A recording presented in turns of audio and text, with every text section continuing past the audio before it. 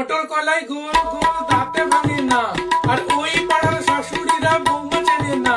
তাই হাটে গেলাম, বাজারে গেলাম, কিনে আইলাম আদা।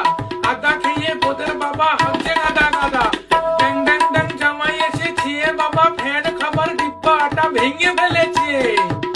তাই পান খেয়েছি, পিচ ফেলেছি, জিপ করেছি ছোলা।